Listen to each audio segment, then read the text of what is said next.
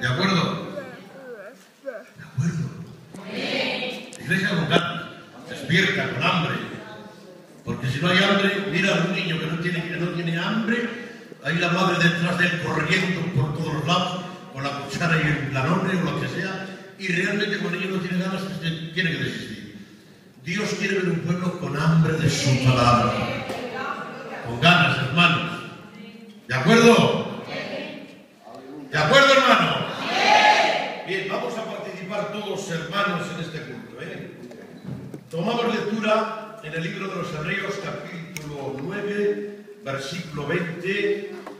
Después pasamos hasta el 24. Y después leemos un poquito el capítulo 10. El tema de la palabra, hermanos, es el poder, el valor y el alcance de la sangre de Cristo. Es un mensaje de cristología. Dice así la Escritura, capítulo 9, versículo 20.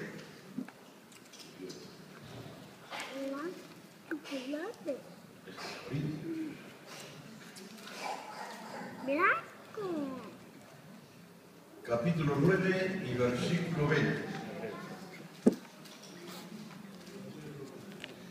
Dice así la Escritura. Versículo 20 del capítulo 9.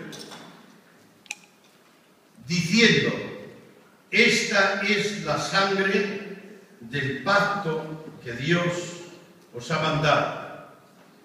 Y además de esto, notad, roció también con la sangre el tabernáculo y todos los vasos del ministerio. Y casi todo es purificado según la ley con sangre, y sin derramamiento de sangre no se hace remisión. Notad bien el versículo 23. Fue pues necesario que las figuras de las cosas celestiales fuesen purificadas así. Pero las cosas celestiales mismas con mejores sacrificios que estos, porque no entró Cristo en el santuario hecho de mano, figura del verdadero, sino en el cielo mismo, para presentarse ahora por nosotros ante Dios. Capítulo 10. Porque la ley, teniendo la sombra de los bienes venideros, no la imagen misma de las cosas, nunca puede, por los mismos sacrificios que se ofrecen continuamente cada año, hacer perfectos a los que se acercan. Que Dios, hermanos, añada bendición por medio de su palabra. ¿Hay hambre de la palabra de Dios? ¿De verdad? ¿Hay hambre de la palabra de Dios?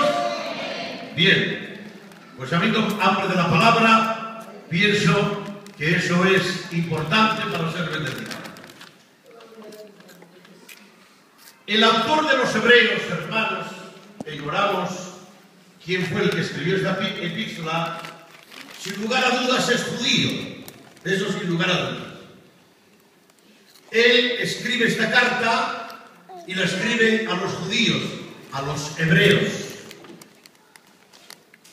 donde los cuales tenían arraigadas en sus almas, en sus entrañas, hermanos, la ley de Moisés.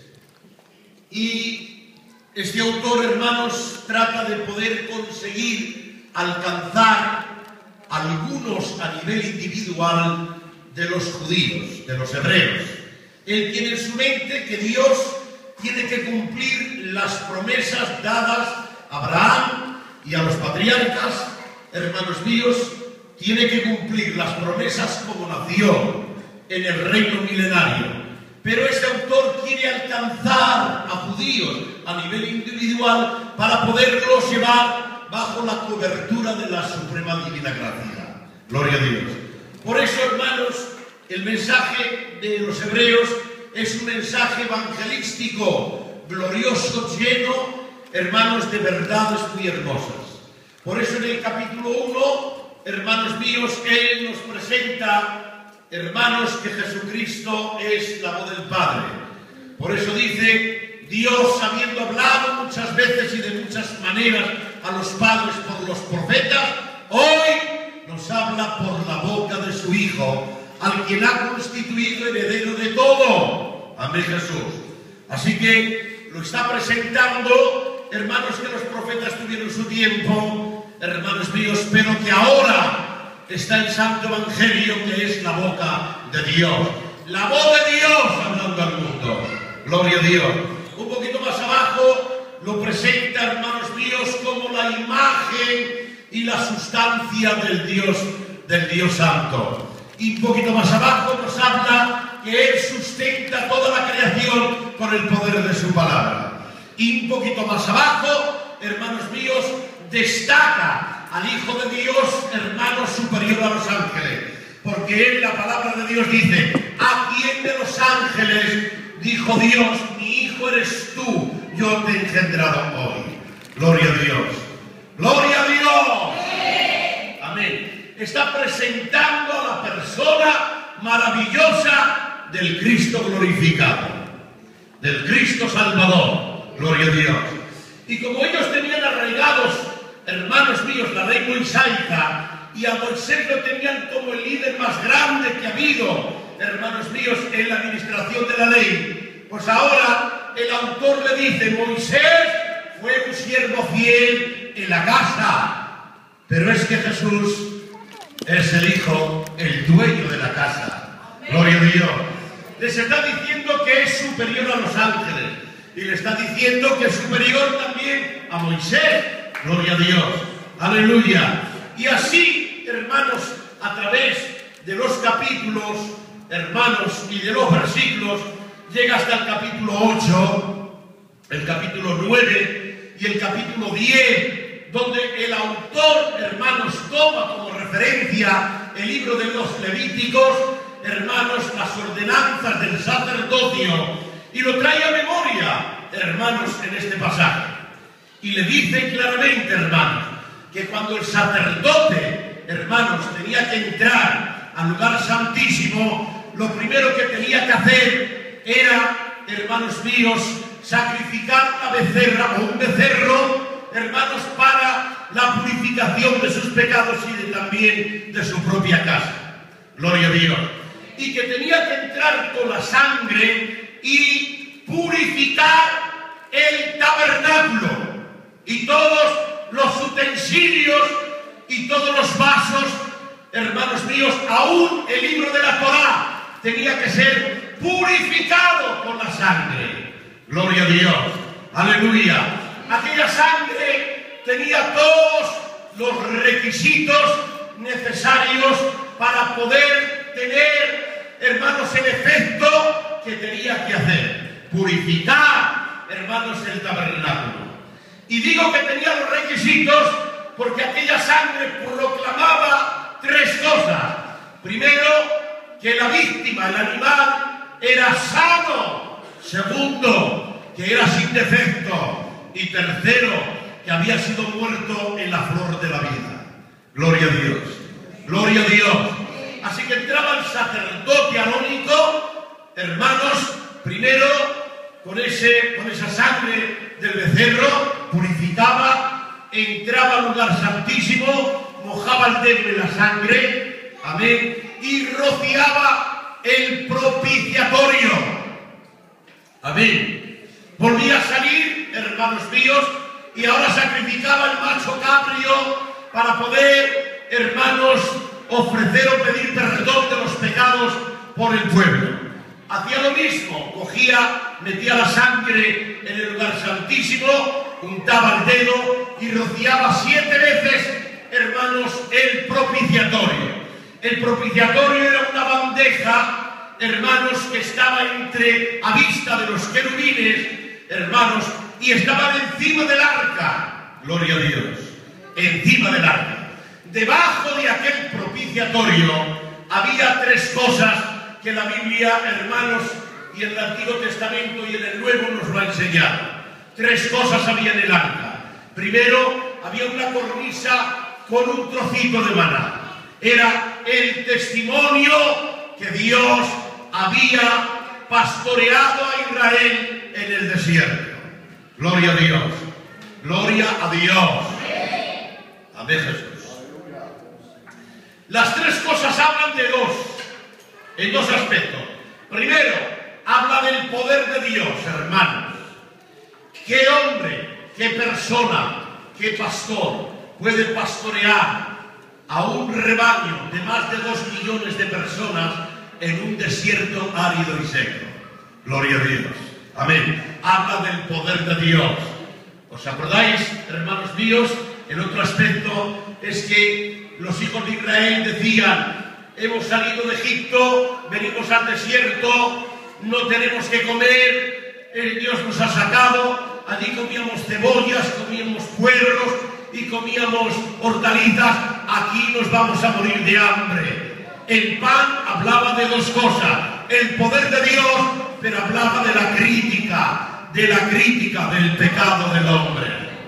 Bendito sea Dios. ¿Estáis entendiendo, hermano? Bueno, si estáis entendiendo, yo sigo para adelante, ¿eh? Porque vocear y gritar y ponerse aquí y para no entender, mejor no predicar, ¿eh? ¿Estáis entendiendo esto, hermanos? Bien, el maná en la presencia de Dios estaba dando testimonio que Jehová había pastoreado a Israel en el desierto y que también hablaba del pecado del hombre, la crítica. Estaban las tablas de piedra, hablan del poder de Dios, el dedo de Dios, hermanos, escribiendo en la roca, pero también hablaba que las piedras eran las que sacaban el pecado oculto del hombre. Bendecido sea Dios. Y estaba también la vara de Aarón, aquella vara seca, hermanos, que entró en la presencia de Dios, y la gloria de Dios hizo que la vara seca reverdeciera, arrojara flores y también arrojara almendras. Pero hablaba también, hermanos, de la rebelión de los hijos de Israel por el liderazgo, porque no estaban de acuerdo ni que fuera Aarón ni que fuera Moisés, querían también ser ellos. Gloria al Señor. Aleluya. Aleluya. Así que debajo del propiciatorio estaban estas tres cosas que daban testimonio del poder de Dios y del pecado del hombre. Amén. Pero como la sangre que había sido rodeada en el propiciatorio estaba por encima, cuando la ira de Dios venía, aquella sangre aplacaba su ira. De tal manera que el pecado de Israel estaba tapado por la sangre. ¿Entendéis? El pecado de Israel estaba tapado por la sangre. Gloria a Dios. ¿Cuántos dicen aleluya? No sé si vosotros, creo que el 90%, sabéis, hermanos, que en el antiguo pacto los pecados no eran borrados ni limpiados, eran más bien tapados. Gloria a Dios. Y aquella sangre había tapado, hermanos, los pecados de Israel. Gloria a Dios. Escuchad ahora, poned atención. Por favor, pido atención, hermanos.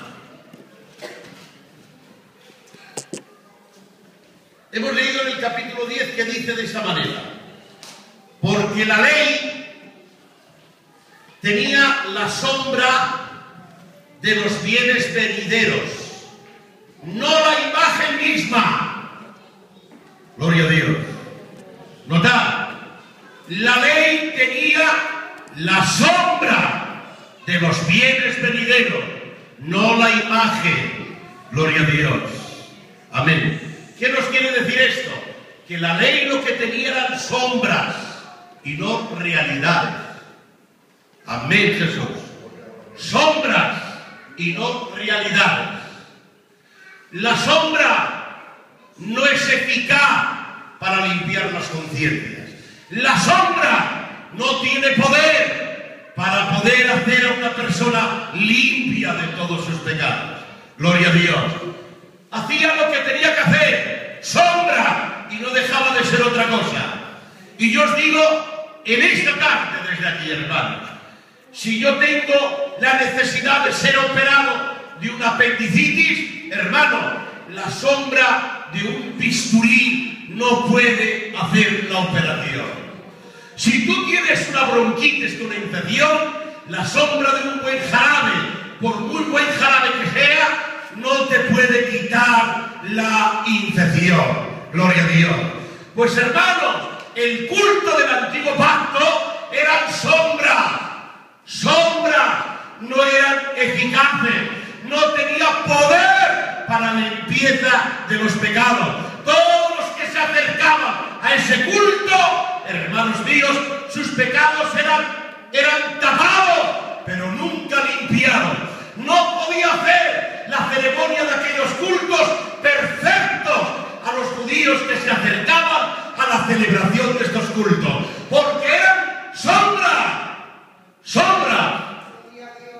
Lo que se necesita es la imagen misma, las realidades. Gloria a Dios. La sombra, hermanos, es pasajera, está y no está.